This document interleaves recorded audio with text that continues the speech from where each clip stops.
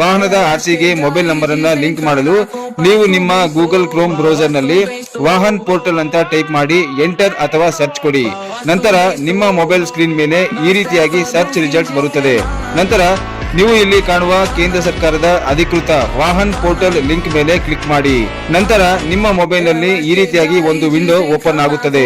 ಇದರಲ್ಲಿ ಕೇಂದ್ರ ಸರ್ಕಾರದ ಸೂಚನಾ ಸಂದೇಶದೊಂದಿಗೆ ವಾಹನದ ಆರ್ಸಿ ಮತ್ತು ಡಿಎಲ್ ಗೆ ಮೊಬೈಲ್ ನಂಬರ್ ಅನ್ನ ಲಿಂಕ್ ಮಾಡಲು 2 ಪ್ರತ್ಯೇಕ QR ಕೋಡ್ ಮತ್ತು ಲಿಂಕ್ ಗಳನ್ನ ಸ್ಕ್ರೀನ್ ನಲ್ಲಿ ಕಾಣುವ ಹಾಗೆ ತೋರಿಸುತ್ತದೆ. ನಿಮ್ಮ ಮೊಬೈಲ್ ನಲ್ಲಿ ಸ್ಕ್ಯಾನರ್ ಫೆಸಿಲಿಟೀಸ್ ಇದ್ದರೆ QR ಕೋಡ್ ಅನ್ನ ಸ್ಕ್ಯಾನ್ ಮಾಡಿ ಮುಂದಿನ ಹಂತಗಳನ್ನ ಪಾಲಿಸಿ.